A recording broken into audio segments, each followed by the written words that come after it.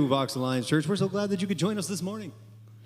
I don't know. Oh my goodness. I was totally thinking about it this weekend, that voice, because we went to go to the drive-in theater. And if you've been to the drive-in, they have those like old school original sort of pre-movies, and it's that old announcer voice from the like 60s. And I was laughing because they have their COVID loop as well, because they got COVID rules. And I thought, boy, what a missed opportunity to make a COVID rules loop that had like the old school vibe. Do you know what I mean? Like as if it was made in the 60s. Good evening, everyone, and welcome to the drive-in. Please remember that you have to keep your COVID distance from everybody else. Like I just thought, oh, wouldn't it be fun? Anyways, that has nothing to do with church this morning, but it was in my head. So it begins. And so it begins. We're going to get started with a song that we all know, and it's one of my favorite songs to sing, so we're going to give it a little bit of a whirl.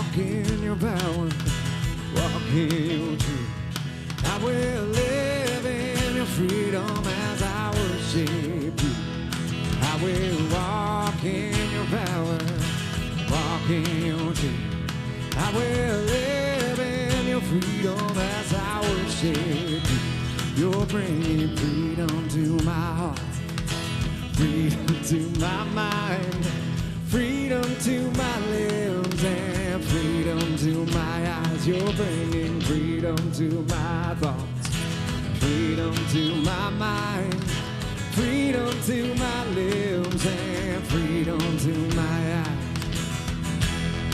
Won't put you in a box, won't confine your love. Oh, I've seen too much, I'm opening up. Won't put you in a box, won't confine your love.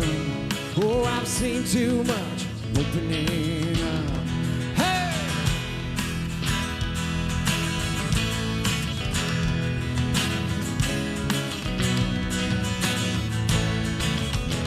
You're bringing freedom to my heart, freedom to my soul, freedom from my head to the bottom of my toes. You're bringing freedom to my heart, freedom to my soul, freedom from my head to the bottom of my toes. Hey! Won't put you in a box, won't confine your love. Oh, I've seen too much, so opening up. Won't put you in a box, won't confine your love. Oh, I've seen too much, I'm opening up, opening up. Like a flower in the sunlight, so is my heart in the presence of my King. I'm opening up, like a flower in the sunlight, so is my heart in the presence of my King. I'm shaking it off, these shackles that have held me. 'Cause Jesus is greater than any measly chain. I'm shaking it off, I'm gonna run a good race, free up our hindrance, 'cause Jesus broke my chain. Hey.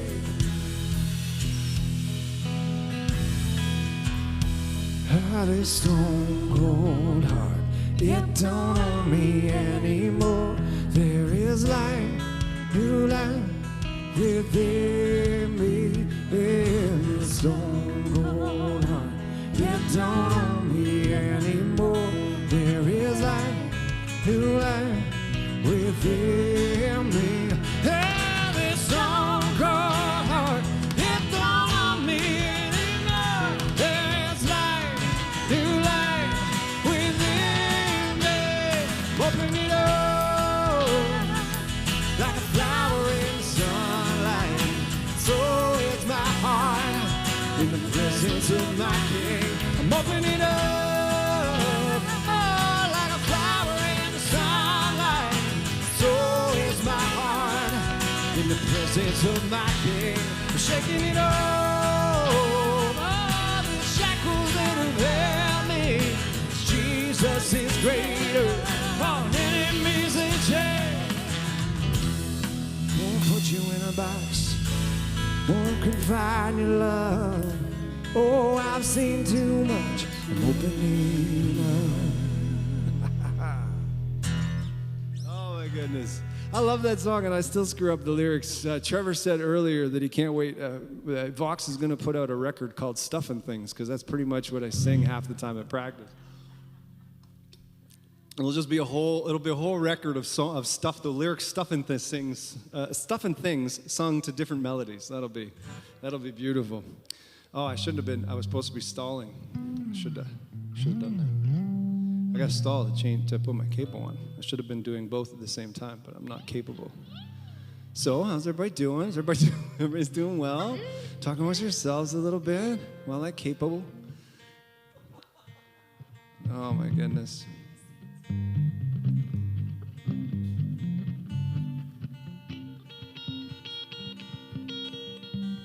You know, the best part is that I left the volume up so that everyone can hear me tune. That's really good. All right, I love this song. This is one of the ones that we started doing at the beginning of the pandemic. One of the things that I've been saying to everybody, people ask me how I am. I used to always say peachy keen. And now I always say I'm living the dream. And I started saying it because it was like very much not how I felt, and I was being sarcastic that I was not living the dream. And then I tried to remember that I am living somebody's dream, that things are not as bad as they could be, and that it's maybe not what I wanted it to be, etc. And so I love that at the beginning of the pandemic, we started singing a song called Day of Victory, because I think it's so important to kind of keep that perspective when we feel like we just can't keep going on. This week somebody sent me an email and it said, hang in there. And all I could think about was, you know, the picture of the cat on like a branch that everybody had in their locker, hang in there. And it was this guy who just said, like, he was saying, look, I see all of the really crummy things that are going on. I see you struggling with, you know, your finances. I see you struggling with COVID stuff. I see you. And in the end, he's like, I don't have any solutions, but I see you. And it was funny. I was like, oh, I kind of like that. I sort of like that I see you. Anyway, so we're going to do Day of Victory.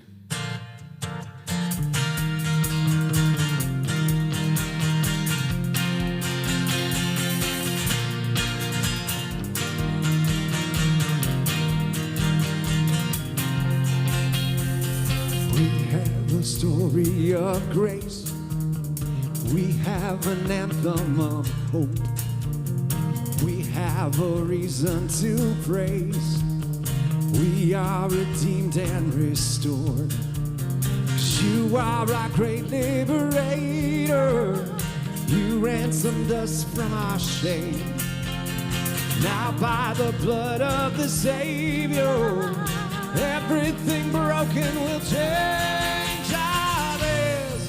Will be my day of victory. My chains are gone. Now I am free indeed. Every debt is paid by amazing grace.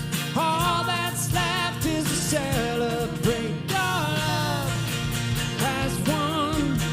I'm free indeed. My jubilee has come.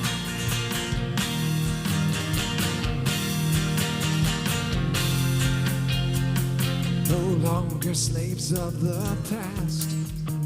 This is the year of the Lord. Here at the foot of the cross, we are outsiders no more. You made a way through the darkness into your marvelous light. You broke the bondage that held us. Now we are fully alive. All this will be my day of victory. My chains are gone. Now I am free indeed. Every debt is paid by amazing grace. All that's left is to celebrate. Your love has won. I'm free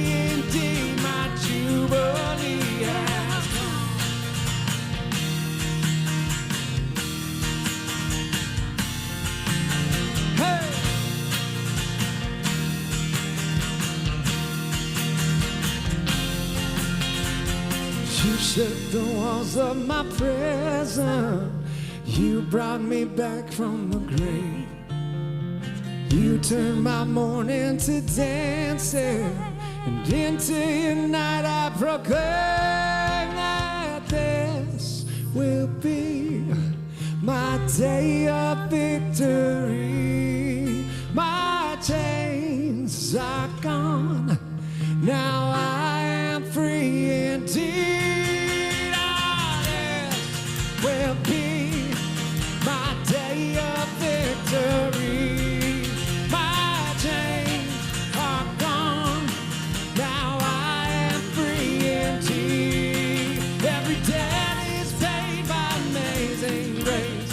All that's left is to celebrate. Your love has won. I'm free indeed. My jubilee has come. My jubilee has come. My jubilee has come. That was good. That was fun. We should sing together more often. I don't have a joke this morning. I wanted Carrie to tell a joke because Carrie had a joke. And I was like, you should tell that joke. And then she was all like, well, I'm going to be up in the booth. I can't tell the joke. Somebody have a joke for us this morning? That's hilarious. That was a really good one. Carrie's been growing a lot of tomatoes in our garden. So I have a tomato joke in honor of Carrie. Why was the tomato blushing? Because it saw the salad dressing. Oh, that's a good one. Why was Rhonda blushing? Because she just told a joke on the internet. Well, am I the same color as a tomato? That was good. That was pretty good. I like that. It's fine. Yeah, we do. We have like a lot of tomatoes. Tomatoes are awesome that way. They're like zucchini and they just take over your garden, only people like them. So I'm convinced that nobody really likes zucchini because everybody I know who has zucchini spends all of their time trying to convince you to take some of their zucchini because nobody wants all of the zucchini. You know what I mean? Because Rob is like constantly harassing me about zucchinis. And his mom's zucchini patch, they are like prehistoric kind of dinosaur zucchini. It's ridiculous. So anyways, hopefully everybody knows that we are having a picnic after church today. Does everybody know that? Heather and Trevor's. Yeah, everybody here knows that. And I see all the people on the internet raising their hands. I feel like the romper room lady.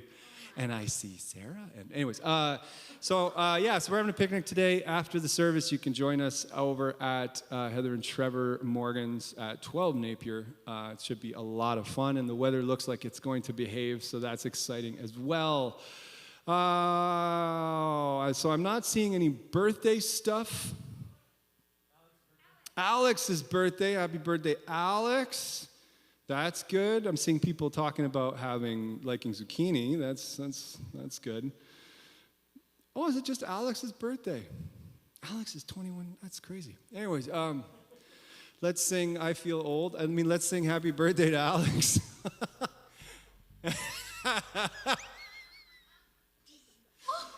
I'm sorry. Janelle is giving me the symbol for 2 from the booth. With 2 fingers. Anyway, let's sing Happy Birthday to Alex. Wait! Whose birthday? Patrick and Michelle's 22nd wedding anniversary. People keep trying to sneak that stuff in there. All right, let's sing Happy Birthday to Alex and happy wedding anniversary to Patrick and Michelle. who I did notice went and had some lovely food and date times last night because I saw all the pictures on Facebook. All right, let's sing happy birthday. Happy birthday to you. Happy birthday to you. Happy birthday, dear Alex. And happy anniversary, Pastor Michelle. Happy birthday to you. Sometimes you just wonder at the polishedness of Vox Alliance. Seriously, it is pretty, Why we're not busting at this. it is pretty exciting. All right, I'm going to do another one of our Justin Bieber songs for church on Sunday here this morning, so.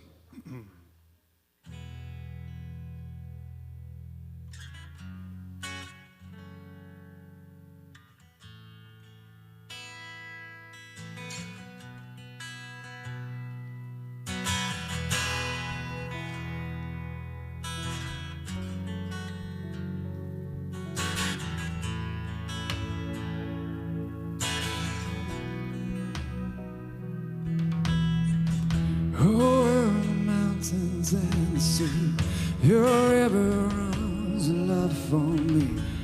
I will open up my heart, let the healer set me free. I'm happy to be in the truth. I will daily live my I will always sing when your love came down.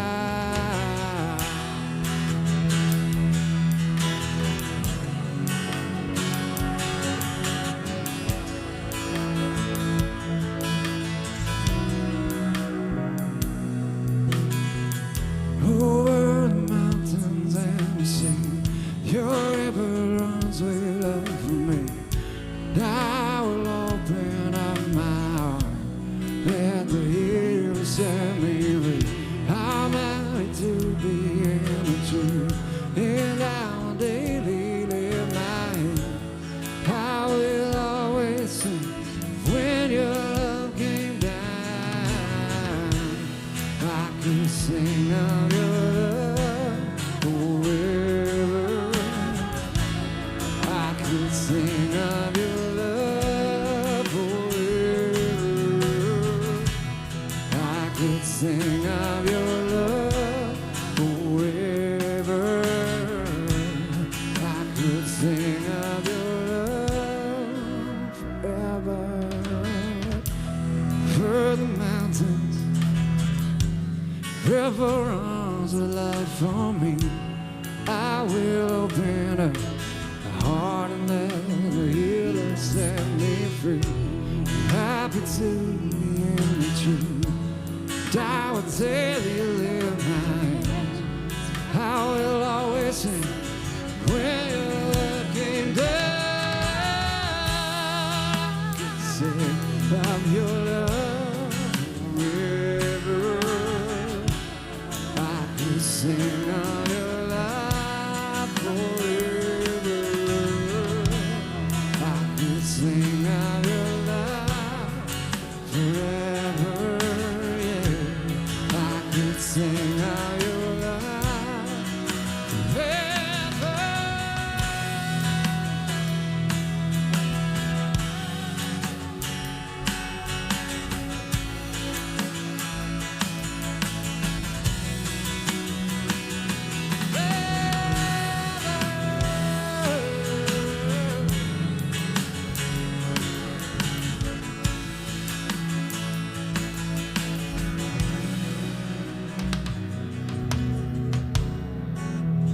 Oh, I feel like dancing. It's foolishness, I know.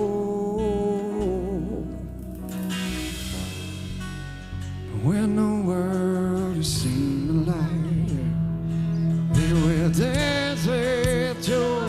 I will dance with I could sing of your love. I could sing of your love. I could sing of your love.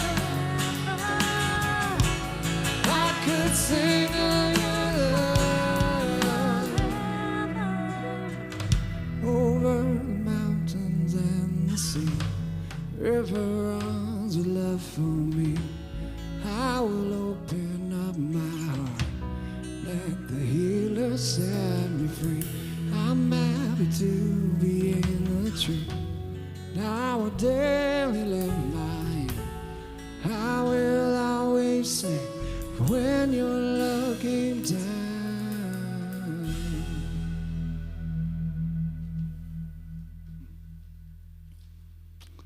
God is our refuge and strength, a help always near in times of great trouble. That's why we won't be afraid.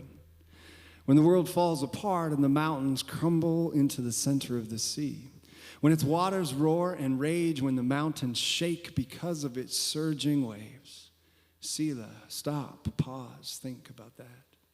There's a river whose streams gladden God's city, the holiest dwelling of the Most High. God is in that city and will never crumble.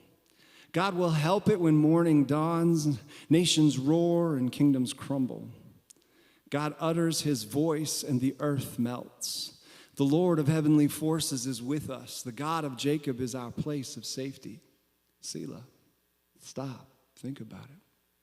Come see the Lord's deeds, what devastation he has imposed on the earth, bringing wars to an end in every corner of the world, breaking the bow and shattering the spear, burning chariots with fire. That's enough. Now know that I am God. I am exalted among all nations. I am exalted throughout the world. The Lord of heavenly forces is with us. The God of Jacob is our place of safety. Selah.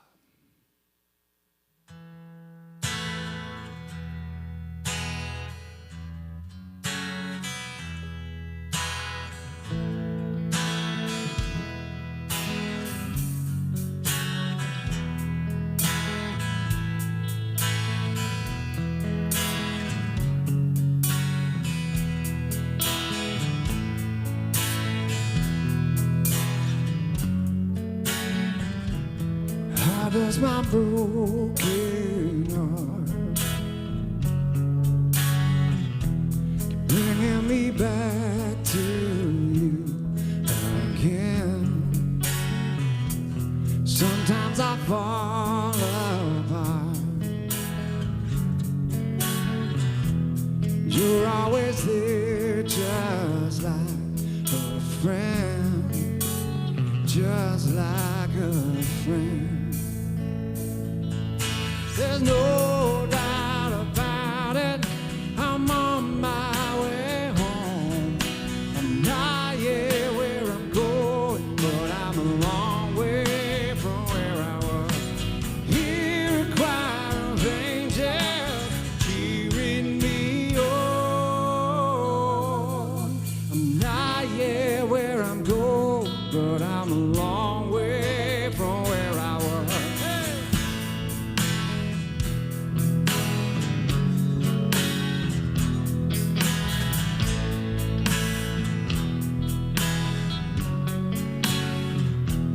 Imagine me in your arms, the only place I long to be. When this life gets hard, one day I'll dance on golden streets, ride on angels' wings. There's no doubt about it, I'm on my way home. I'm not yet where I'm going, but I'm a long way from where I was.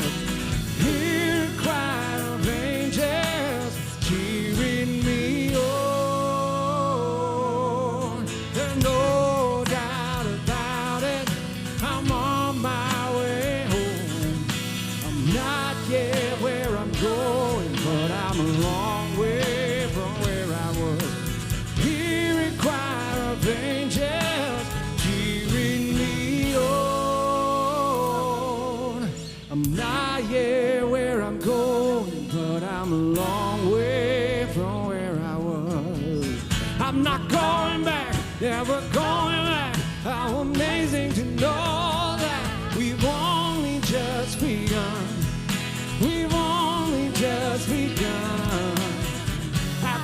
pressing on, I'll keep going strong, I'll keep singing the same song. We've only just begun. We've only just begun.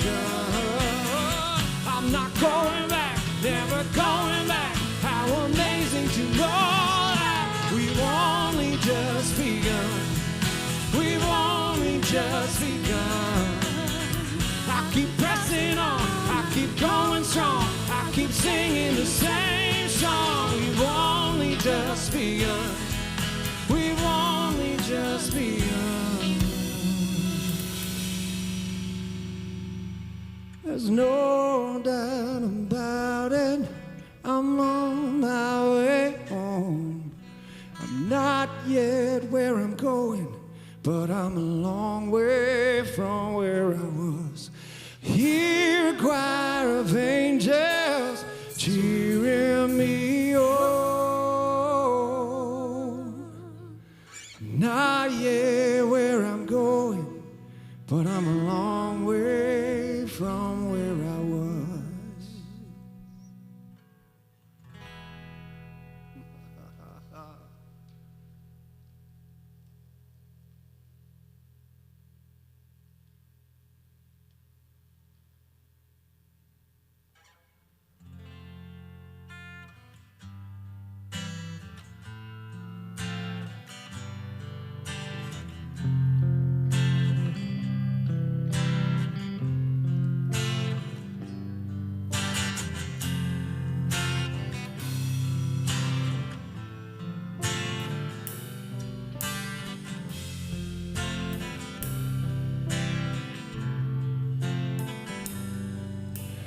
Decided to follow Jesus.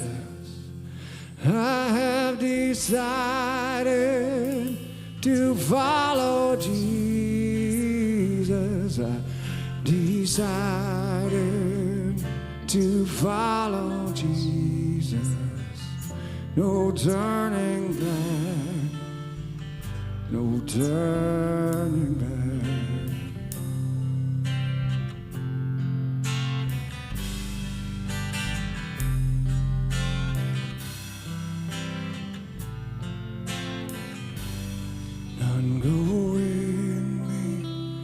I still will follow, though none go with me.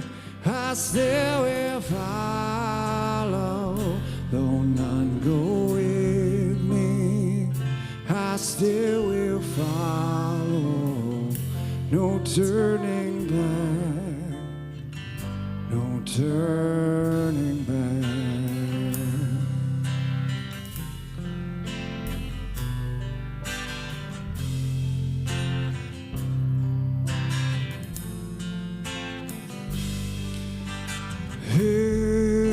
Everything, all I am and all I have to bring, I will give to you my everything.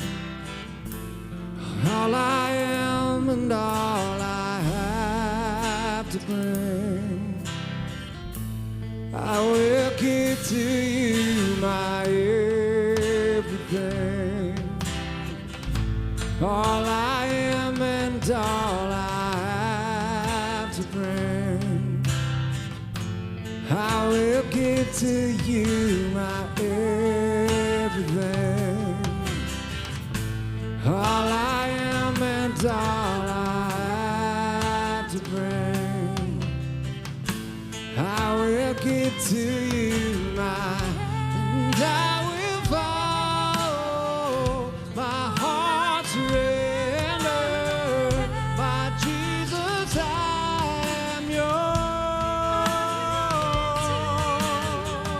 and I will follow my life in your hands. My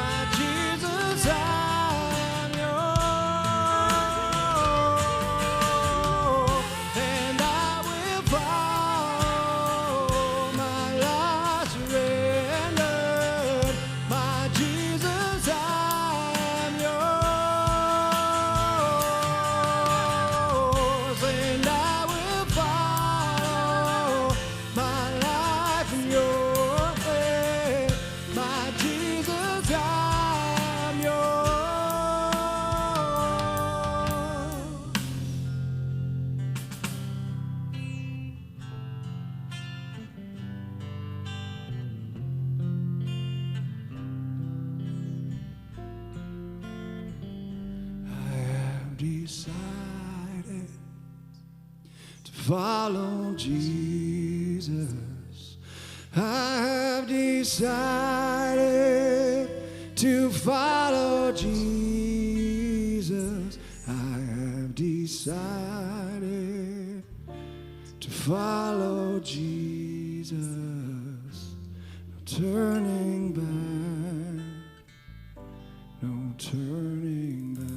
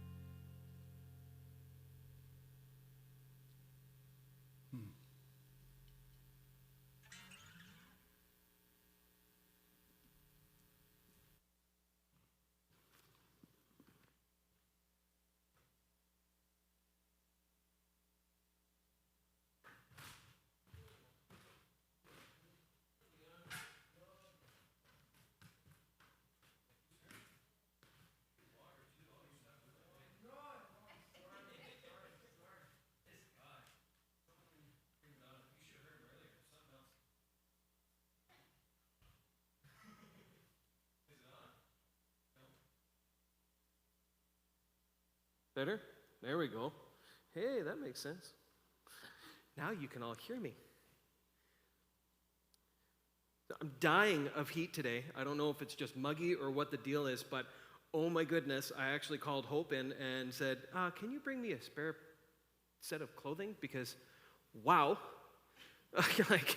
I felt like I was swimming this morning. Actually, when we came in, we had a little bit of a puddle on the floor. So I felt like I was swimming coming in. I wanted to bring my snorkel with me. I'm glad that I had the air conditioning in the truck just to dry everything off so my guitars would play. Anyways, so to go along with all the heat, the last couple weeks have been like just absolute insanity in my life. I really overbooked, especially this past week, really overbooked. I had, today's sermon to write, which I didn't start really until Friday afternoon evening at 6. And then I also have a theology paper to write at 1,600 words. I emailed the teacher and said, I'm having a hard time here getting this thing going, and I need a little bit of an extension. And I said, if I wrote Jesus is the answer 1,600 times, would that constitute 1,600 words? She said, no, I wasn't allowed to do that. I would get 0, which I think sucks, but, I tried because Jesus is the answer, right? So, not good enough. And then, the schedule's all gotten messed up now because Hope is back to work full-time at the YMCA. They're actually open for in-person stuff, which is amazing. So she's like super crazy right now, and we've been trying to figure out the new schedule and how everything's going to work. That's been fun. And then last week, I don't know, some of you guys were here. I know the Hattons weren't here last week. I don't know if you guys saw it online or not. But last week, I don't know what happened. I come out of the bathroom, and I was attacked by a giant shark. There was a big shark right in the middle of the... I'm only kidding. I was in the shark. I actually, believe it or not, I got stuck in the shark behind stage. I couldn't get out. So, you know how zippers, like when the zipper, the tongue of the zipper folds down, it locks? And you have to lift it up to kind of get it to unlock. So I'm in this thing in the middle of the song, and I can't get it unlocked, and I got my finger through the hole, and I'm trying to lift the zipper and push the zipper down, and I'm starting to panic because the shark has got this like thing that clamps around your neck to make sure that it seals. So now I'm having like a massive panic attack with my finger trying to get the zipper down, and I was just about to walk out into the middle and ask Jax to give me a hand. I know, I got stuck, man. That thing ate me. Well, I thought it was kind of funny considering the week before I was preaching on Jonah. And, well, we're going to talk a little bit about that today as well. Sometimes there are like crazy, weird, unexpected things that happen. We have all these plans and we're ready to go with everything. Everything's all lined up, and then you add one little thing like getting stuck in the mouth of a shark. And like it all changes. Everything is out the window. We're scrambling to try and figure it all out. And life just turns into this crazy thing. Oh, by the way, I forgot to mention, we are moving. don't worry, we're not moving away. We're moving closer to Vox, which will be nice. We are actually going to be making a pretty big change in life, which is cool. And this only happened yesterday. We figured it out yesterday. We got all the final stuff together yesterday. So it's happening fast. And it's going to be like the end of September that we move. And my shop is insanely busy right now. And things are just flying all over the place. It's like no matter how much I try and keep up with everything, it's just impossible. One new thing happens. One new thing jumps on the plate, and I can't keep up with that. I'm trying to delegate things like make the kids, do this and do that, and then they do a good job most of the time, and every now and then I have to pick up a little bit, but they're pretty good at picking up some of the pieces. But it's been nuts. It's just been absolutely nuts. Really overwhelmed, and I don't know about you, but a lot of times when I get overwhelmed, I don't want to do anything. I can't get motivated to move forward on any project. I kind of want to just go to bed or, go watch TV and nothing happens. But you guys don't do that. I do that. That's a problem for me. But, it's unfortunate, but in those moments when I'm feeling overwhelmed, those are the times when I'm most disconnected from everything. And disconnected from God, disconnected from my community, disconnected from my family. I become very self-centered. Sorry? And grumpy? Yes, that too. Very, very grumpy. Because I'm a completer. I have a job and I need to finish the job, or my brain just explodes and I'm all over the place like an ADHD squirrel. I know somebody else very similar to that. He's giving me dirty looks upstairs. But there's this interesting thing. When I first landed on today's message, or on today's passage, I realized that there are several books in the Old Testament that speak pretty specifically about this topic, this overwhelming, trying to figure out the meaning of everything and why everything's happening and how to manage it all, right? And this week I I landed on the Wisdom of Solomon, which is there's actually an apocrypha book, but I'm not going to get into that today. We have 3 books that are attributed to Solomon and his writings. So I find it interesting that we have this place that we can go to. You see, there's this thing with the last time that I preached where I was talking about hearing the voice of God and being in connection and relationship with Him, and how difficult that can be sometimes. And then, sorry, I'm getting lost here. Oh, right, there we are. Okay, squirrel moment. I was talking about last week, or 2 weeks ago, I was talking about the mission of God, right? And in church circles, we call this the Missio Dei, is this thing that we can be involved with God.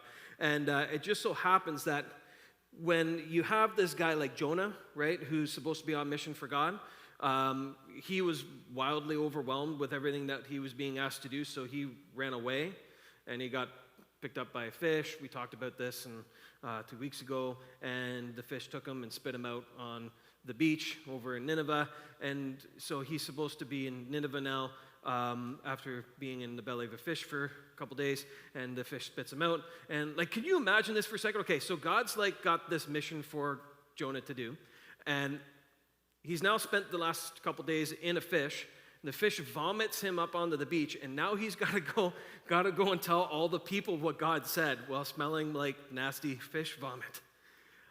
I got a funny feeling. People would have, one, first thought he was insane, and 2, just the fact, he's on the beach, and now he's got to walk into Nineveh smelling like fish vomit. That would be pretty crazy and overwhelming. I don't think he wanted to do it, and the Bible's actually fairly clear that he was struggling with even wanting to go and do it. He was grumbling the whole time. So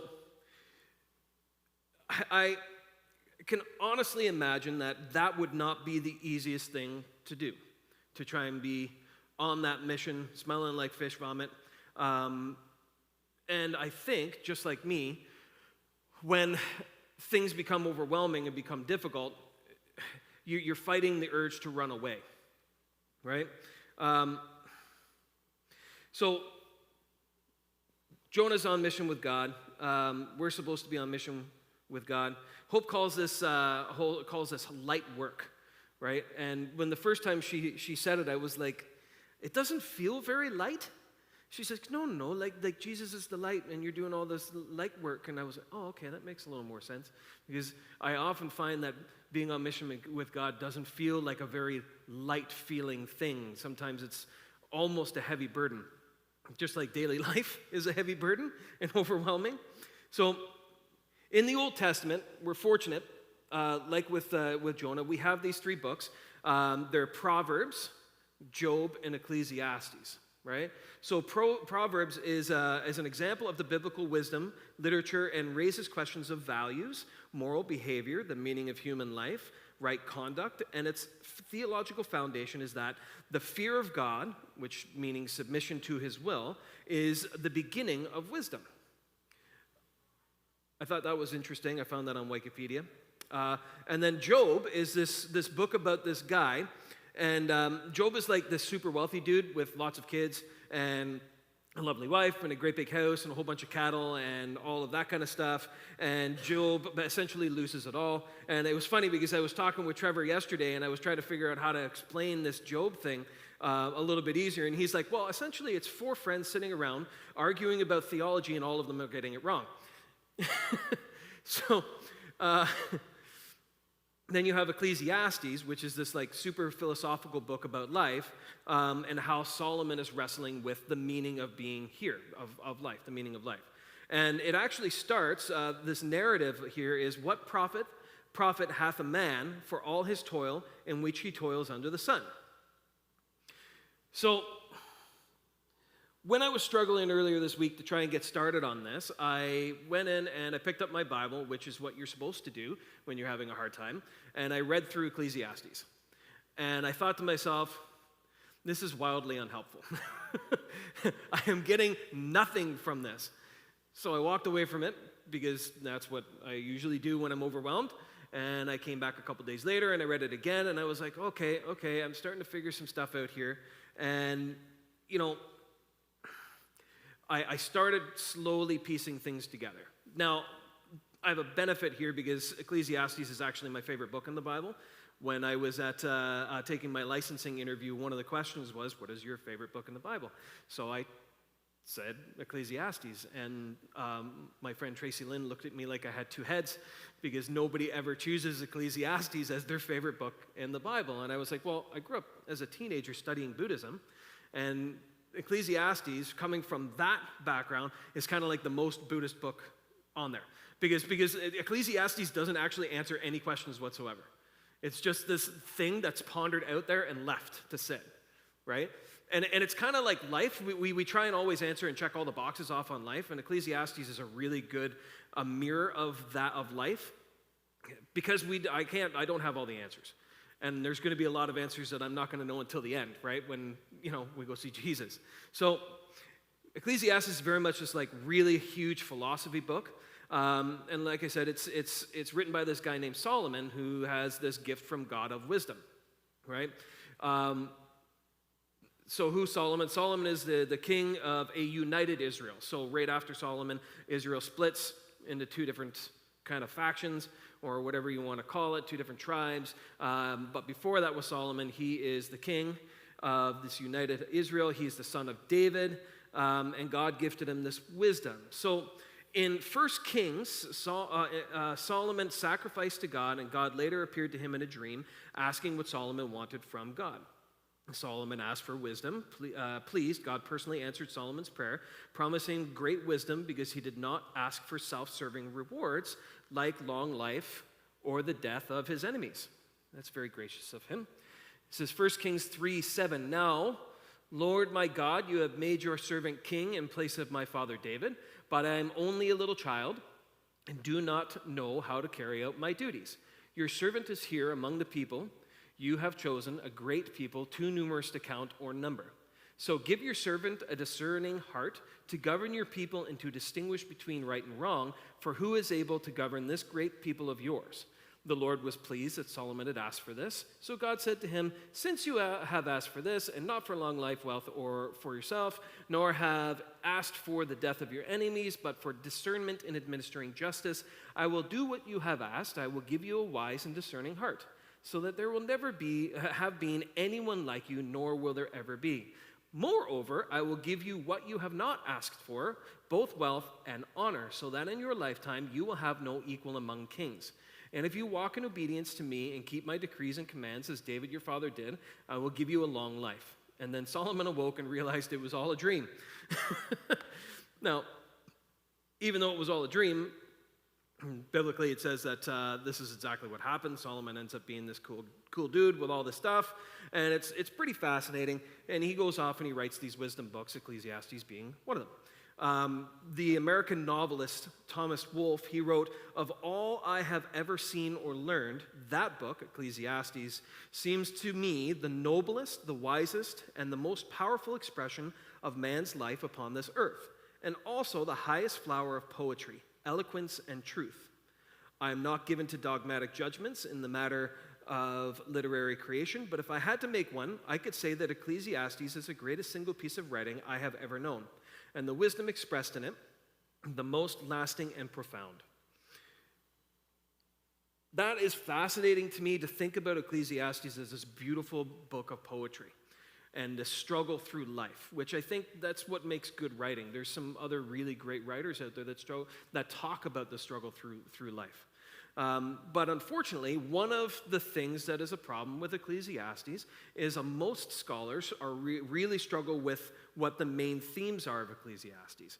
It can be seen as this really depressing and pessimistic kind of book. Everything is meaningless, utterly meaningless, right? Or, on the other hand, it can be very freeing and deeply open and life-affirming, right? So Ecclesiastes comes along with this whole narrative of everything as being meaningless and pointless and all of that stuff. And like I said, it seems pretty depressing and pessimistic. And personally, like I said, I feel the book is very freeing. It opens like this. Meaningless, meaningless, says the teacher, utterly meaningless. Everything is meaningless. What do people gain from all their labors at which they toil under the sun? Generations come and generations go, but the earth remains forever. The sun rises and the sun sets and hurries back to where it rises, and the wind blows to the south and turns to the north. Round and round it goes, ever returning on its course. All streams flow into the sea, yet the sea is never full. To the place the streams come from, there they return again. All things are wearisome, more than one can say. The eye never has enough seeing, nor the ear its fill of hearing. What has been will be again, and what has been done will be done again. There is nothing new under the sun. Is there anything of which one can say, look, this is something new? It was here already long ago. It was here before our time. No one remembers the former generations, and even those yet to come will not be remembered by those who follow them. And this is the moment that I say, have a nice day. I didn't answer a darn thing, and the book is just fascinating. Go read it.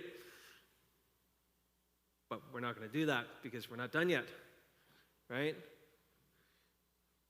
What's this wisdom stuff all about? These wisdom books are they're about life, and they're about the life of those who it was written for several thousand years ago. But they still are a reflection of our lives today, right? When we read through them, this thought of sitting there and thinking, are the things that I'm doing, are they worthwhile? Do they have value? Are they meaningful? I don't know about you, but sometimes I struggle with that. I wonder if all of the crap that I tried to get accomplished this week was worthwhile. I think about this, why am I here? Have you felt that way at all?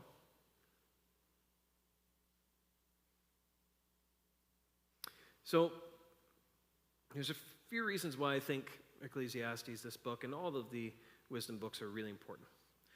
One, it shows us that everyone struggles, even really smart people who look like they have it all together, like Solomon, right?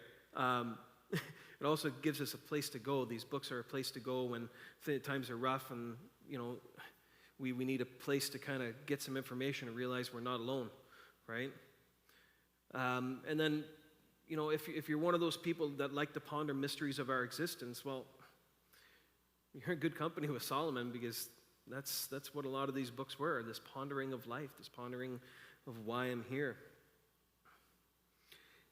So Thursday, I really landed on this point, this last point, of trying to figure out what the point is, why we're wrestling through all of this stuff. And like I said, I was struggling to get started on this message, and I kept going over this list of things that I needed to get done, and I couldn't get started on anything. I sat down, and I'd start writing today's message, and within like 15 minutes, I just closed the laptop and put it away because my head was just everywhere and scattered. So I asked myself, why am I doing this? This is insane. Why am I fighting through all of this stuff to try and make things work? And why am I fighting with taking on so much crap? Like most of us do. I didn't accomplish anything this week. I barely accomplished getting this message finished last night at 8:30 at night after a day at a wedding, and it was just crazy. But that's probably just me. I know you guys don't do that. Or do you? Do you do that? I don't know.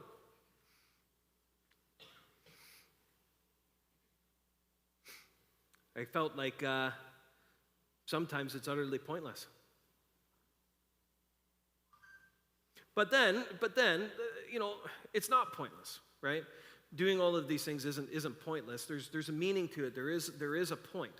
It just becomes overwhelming, and it's hard to see what the point is sometimes, or see what the end is, right? What is the end goal? And Solomon struggles throughout his writings, right? He has all this wisdom and stuff, and he can't figure out life's purpose. Solomon puts it like this, in Ecclesiastes 1:16 through 17, I said to myself, I know more and am wiser than anyone before me in Jerusalem. I've stockpiled wisdom and knowledge. What I finally concluded is that so-called wisdom and knowledge are mindless and witless, nothing but spitting into the wind. And then 18 goes on to say, much learning earns you much trouble. The more you know, the more you're hurt. Does that sound familiar to you? That's that whole ignorance is bliss thing. Because if we don't know how big or complicated it is, it's okay, it's not that big of a deal then, right? It's like, wrestling a shark shouldn't be that hard, right? I should be able to wrestle a shark. They're not that big. And then you realize that a great white shark's like 22 feet long. It's an overwhelming thing. You're not going to fight through it. But unfortunately for Solomon, he came in a little early in the biblical story, right? He came in too early. He didn't have a point. There was no thing that was sitting there saying, hey, this is the direction you're going. This is the point, right? And it wasn't until 700 years that Jesus walks in that we started seeing some of this point, being able to put together, and Jesus starts pointing us towards certain things and a life that should be lived in a certain way so that we bring about this kingdom that God talks about and that Jesus talks about in the New Testament. So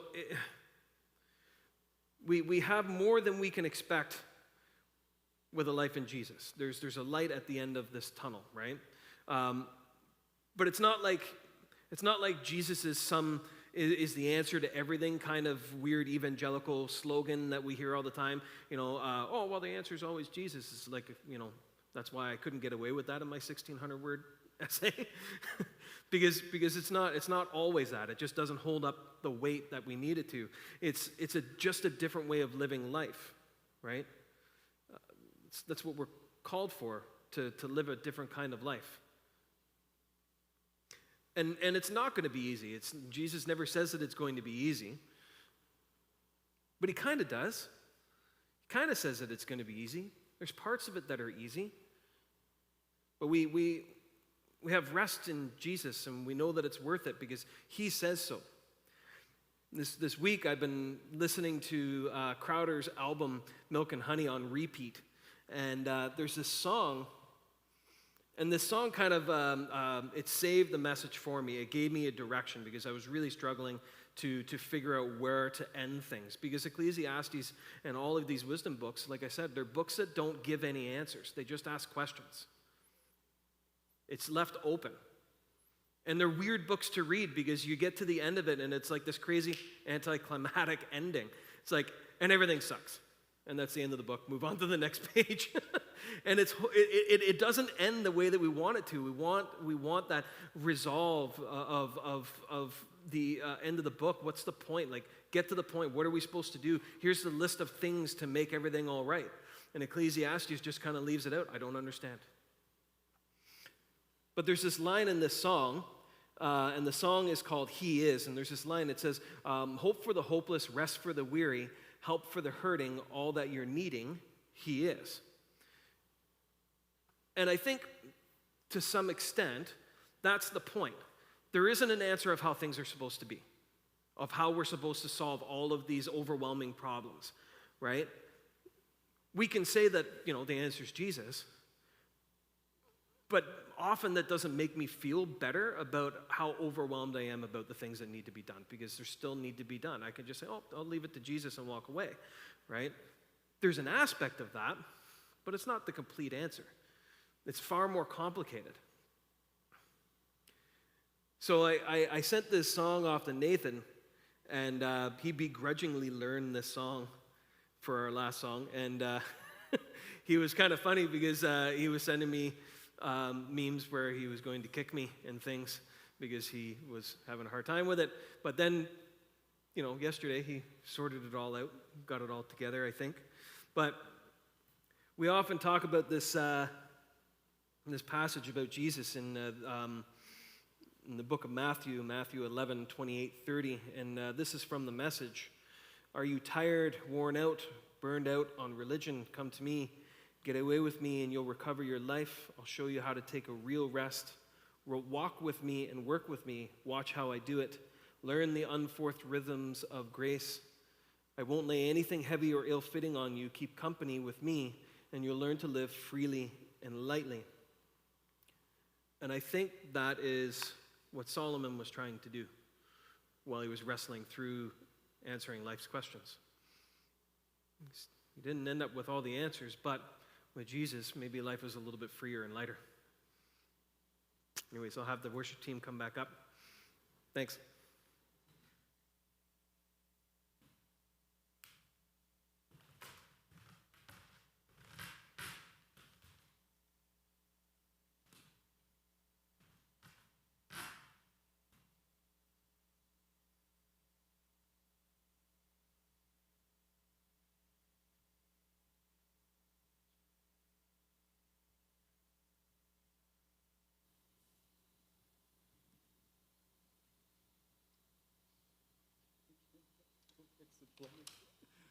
I love bugs.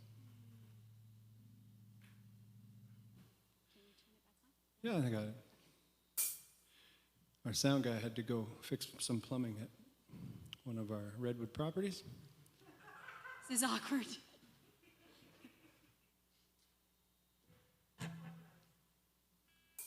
I was thinking as Roy was kind of closing up there, I was thinking about,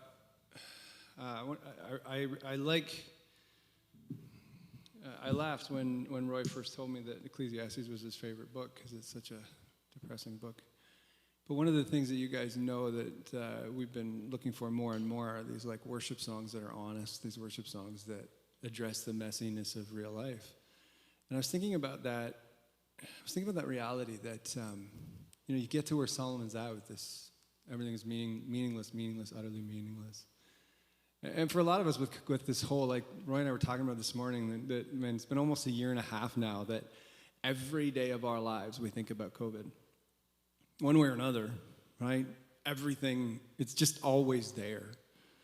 And sometimes you just think to yourself, what's the point? And I was thinking, so what do you do with that? And then there's this reality that Jesus comes along, right? And yeah, Jesus is the answer for the world today. I mean, this is what we learned for some of us who grew up in church.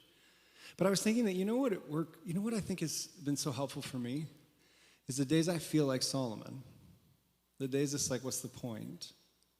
It's like, okay, well, today I have decided to follow Jesus. I'm going to do that today. I don't know about tomorrow.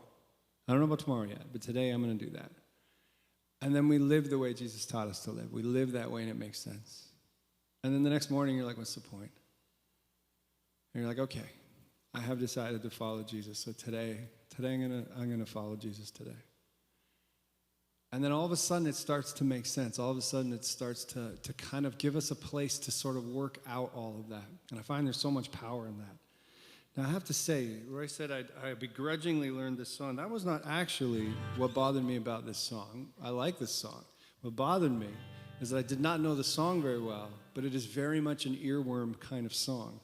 And so it became yet another song that I was singing along to, going stuff and things, because I could not get out of the hope for the stuff and things. And so then I could not, and every 5 seconds the song would come in my head.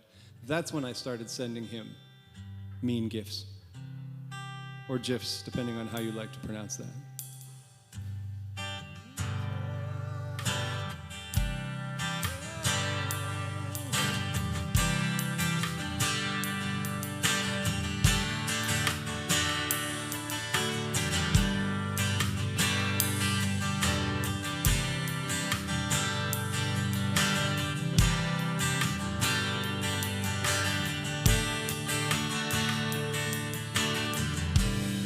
If you're troubled, heavy-handed, come to Jesus and find your peace.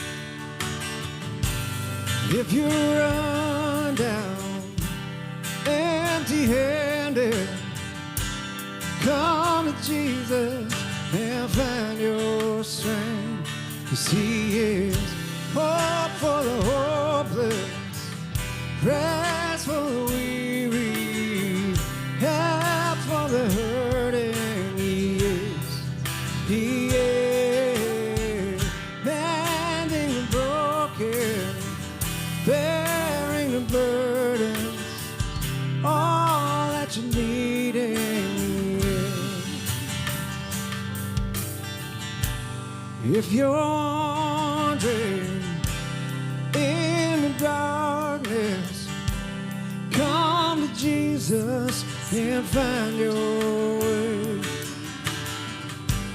If you want freedom, you need forgiveness, come to Jesus and find His grace. 'Cause He is hope for the hopeless, rest for the weary, help for the hurting. He is mending the broken, bearing the burdens, all that you need in Him. Comforter, Counselor, Prince of Peace, Author and Maker of everything, Defender, Deliverer, King of Kings. He is Helper and Healer forevermore, Savior and shelter through every storm, Refuge, Redeemer, and Lord of Lords. He is Child of Heaven and Son of Man, Provider, Protector, the great I am, Alpha, Omega, beginning and end. He is hope for the hopeless, rest for the weary, help for the hurting. He is mending the broken, bearing the burdens, all that you need in He is. All that you need in He is. All that you need in He is. Comforter, Counselor, Prince of Peace, Author and Maker of everything, Defender, Deliverer, King of Kings. He is. Helper and healer forevermore, Savior and shelter through every storm, my refuge, Redeemer, and Lord of Lords he is. Child of heaven and Son of man, provider, protector, the great I am, Alpha, Omega, beginning and end he is. This is why we follow Jesus. That's why, right there. The world's got so many ideas and options and philosophies and systems and ways of thinking about things. But Comforter, Counselor, Prince of Peace, author and maker of everything, defender, deliverer, King of kings, he is. He is. Helper and healer forevermore, Savior and shelter through every storm, my refuge, Redeemer, and Lord of Lords, he is. He is. Child of heaven, Son of man, provider, protector, the great I am, Alpha, Omega, beginning and end, he is. He is. It's almost like that kind of question, is Jesus enough? When we're not sure where to go, when we don't know what the next steps are, is Jesus enough? He is. He is. And even if I don't have all the answers figured out, and even if my questions are still without answers, and even if I don't even know what steps to take, is Jesus enough? He is. He is. 'Cause Comforter, Counselor, Prince of Peace, author and maker of everything, defender, deliverer, King of kings, he is. He is. Helper and healer forevermore, Savior and shelter through every storm, refuge, Redeemer, and Lord of Lords, he is. He is. Child of heaven and Son of man, provider, protector, the great I am, Alpha, Omega, beginning and end, he is. He is. Hope for the hopeless, rest for the weary, help for the hurting, he is. He is. Mending the broken, bearing the burdens, all that you need in he is. All that you need in he is. All that you need in he is. Yeah, a couple weeks ago we talked about with deconstruction that the danger is throwing the baby out with the bathwater. And for a long time in evangelicalism, there was this like, Jesus is the answer and there's no substance, there's no value. And so we work so hard at Vox to try to talk about why does it make sense, why does Jesus call us to do these things, etc. But I love that tag. All that you're needing, he is. Amen. God bless. Thank you so much for being here this morning. It's so nice to see everybody sitting here live with us. We would love to see more of you. We have lots of room. We have so much room. Actually, yeah, we have lots of room. We have so much room. Please join us on Sunday mornings. We'd love to see you here. We know it's summertime, and people have so many different options. I thought it was kind of cool because I'm not going to out who the person was. But somebody was late being here live this morning. But the cool thing was, she logged in to the live stream before getting here in person, which I thought was hilarious. That is like a new twist on life, because probably in the car on the way here was there, then came into the room. How futuristic is that reality? But don't get any ideas, Vox people. Come on, please, 10:30, be here. All right, marvelous. We will see you again next Sunday morning. Or maybe this afternoon at the picnic. But otherwise, next Sunday morning, same bad time, same bad channel.